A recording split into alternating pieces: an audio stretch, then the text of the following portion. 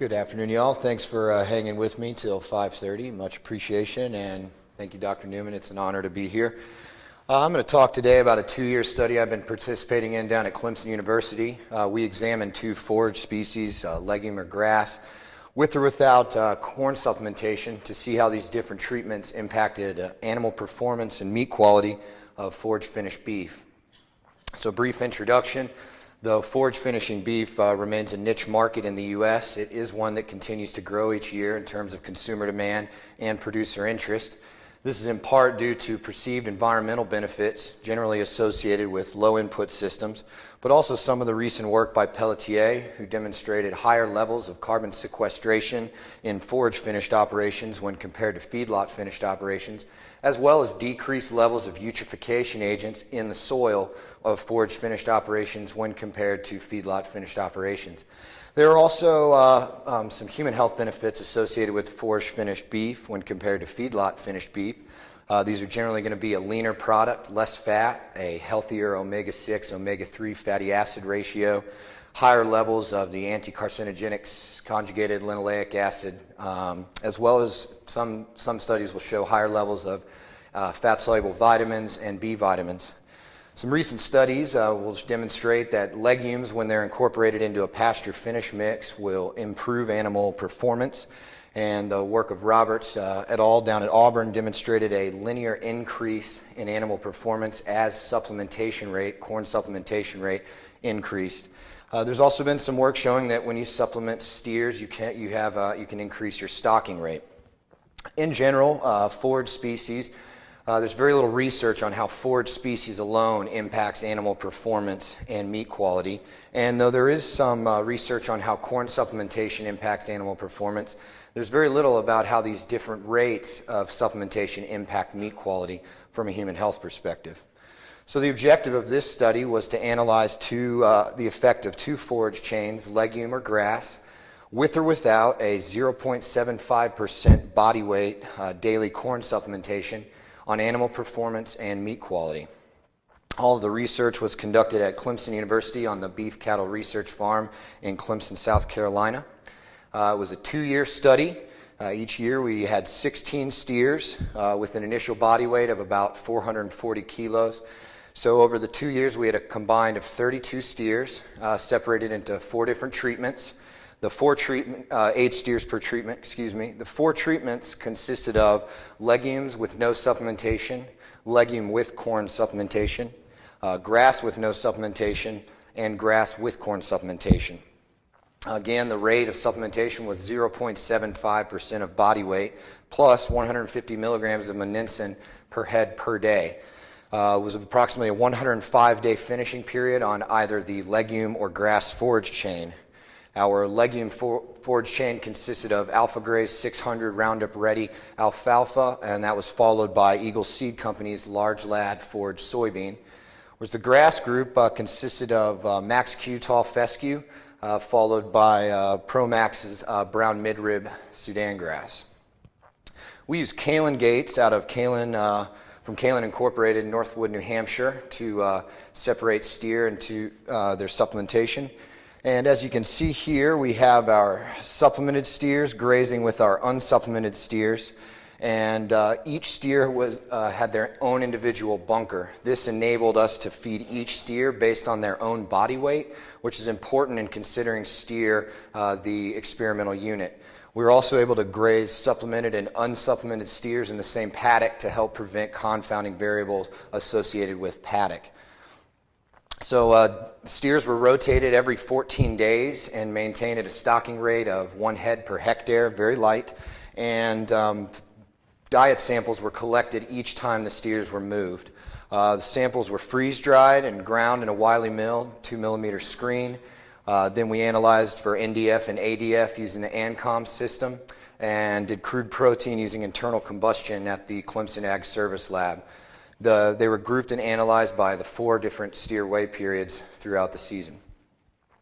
Our methods for animal performance and meat quality, the steers all finished at about 500 to 550 kilos, or 1,100 to 1,200 pounds. They were fasted overnight and then weighed the following morning for a final weight. that point, they were transported to Brown's Packing Company in Gaffney, South Carolina, approximately 130 kilometers. 24 hours post-mortem, carcass characteristics were taken by a trained USDA professional, and the 6th through 12th rib section was removed from the steer and brought back to Clemson for fabrication. At 48 hours post-mortem, the entire longissimus dorsi, or the ribeye muscle, was removed from the rib section, and 5 steaks were cut 2.5 centimeters thick and randomly allotted to our aging treatments. Aging was at 2, 4, 7, 14, and 28 days. At this time, they were frozen at 0 degrees Celsius after aging. Then they were later thawed, cooked to an internal temperature of 71 degrees Celsius, and then analyzed for tenderness, using the Warner-Brotzler shear force test. An additional steak, also 2.5 centimeters thick, was aged 2 days. It was removed of all fat and connective tissue, freeze-dried, and used for meat quality analysis, which consisted of in the research we're looking at today, fatty acid analysis using gas chromatography in Dr. Duckett's lab at Clemson. The statistical methods we used to analyze animal performance and meat quality, we had a 2x2 factorial arrangement of treatments and a completely randomized design, which consisted of the mean plus the main effect of forage type plus the main effect of supplementation plus the interaction of forage type and supplementation plus residual error. So as you can see here, we're able to analyze legume versus grass, and we're also simultaneously able to analyze corn supplementation versus no supplementation, as well as to see if there's any interesting inconsistencies or interactions between the 4 treatments. So getting into forage quality, just to kind of show you what the steers were grazing, means with separate superscripts are significant at a p-value of 0.05. As you can see, our crude protein for legume is higher, as would be expected, than grass. We averaged 24% during the season versus 19% about for grass, pretty high. NDF was, as expected, also lower for legume, about 30% for legume versus 51% for grass. And as also would be consistent with the literature, ADF, or acid detergent fiber, did not differ between the forage species. So now getting into animal performance, all of the graphs will appear this way, and it's important to note that forage type and supplementation are not being compared to each other. They're just simply occupying the same graph to save time. There was also no significant interactions, so only the main effects will be presented. The y-axis here, we got kilogram per day. As you can see, legume gained higher at 0.81 kilos per day versus 0.72 for grass. And supplementation also showed an improvement in average daily gain, about 0.9 kilos per day versus right around 0.64. In terms of hot carcass weight, or the hot hanging weight, about 317 kilos for legume versus 303 for grass. And supplementation also improved at 318 kilos versus 302 for non-supplemented steers. Dressing percentage follows the same trend. We had some pretty good dressing percentages, but 59.9% for legume, or I think it's safe to round that to 60, and grass at 58.5. Supplemented steers also followed the same trend at 60% about for the ones that were supplemented versus non-supplemented at 58.5. In terms of USDA quality grade, we were unable to find a significant difference, which was going to be expected for grass, for our forage type, but I was a little surprised with supplementation.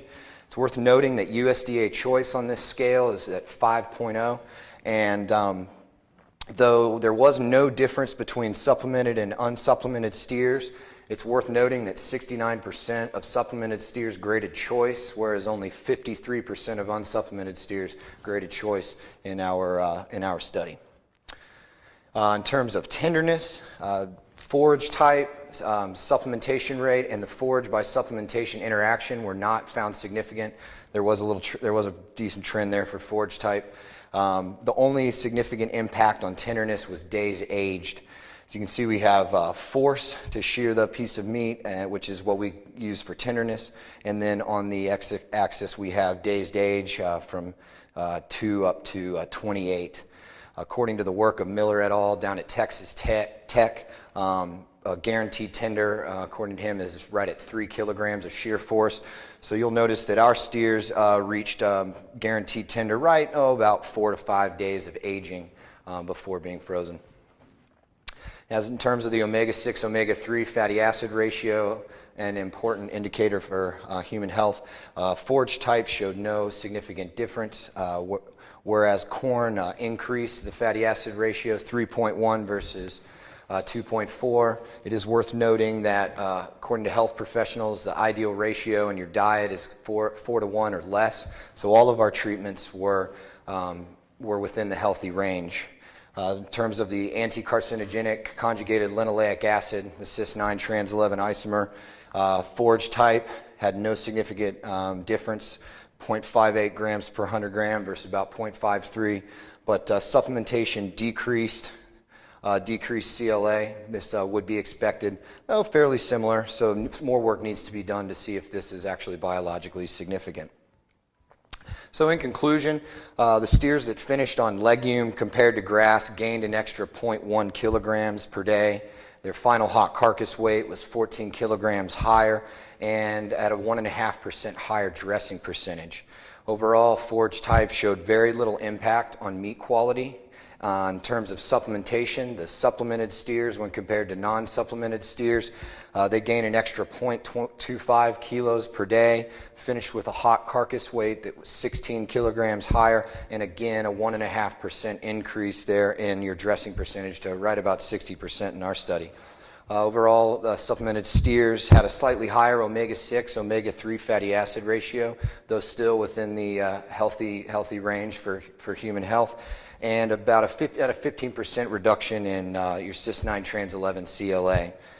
As expected, and is very well supported by the literature, tenderness was only impacted by aging and not by diet. And take-home point here is overall, the forage type legume did show improvements. Forage type in our study had minor impacts on animal performance and meat quality, but supplemented steers showed a pretty decent increase in animal performance while not really impacting the meat quality from a human health perspective. With that, I will take any questions. Thank you.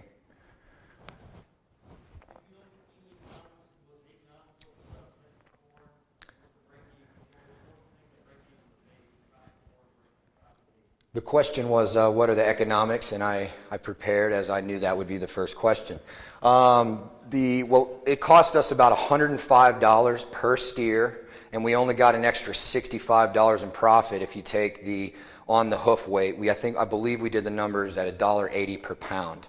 The break-even point in terms of what would the cost be for the bushel of corn would need to be right at $4.35 a bushel to break even.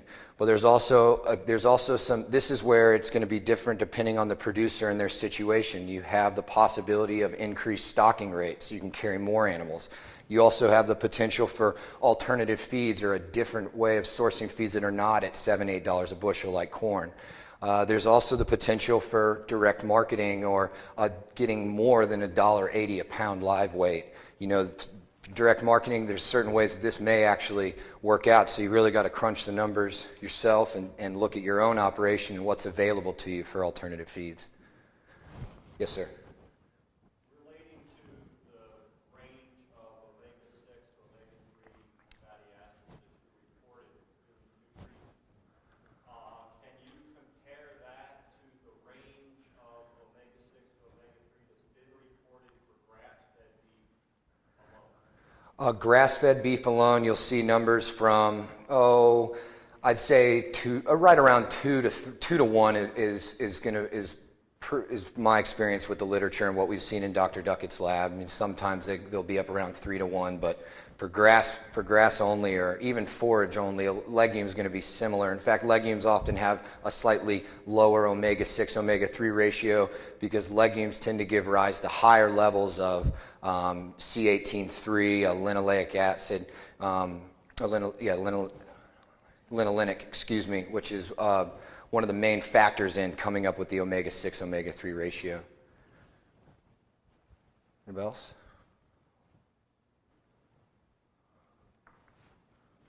Well, thank you for your time. Oh, I'm sorry. Thank you. Sorry about that.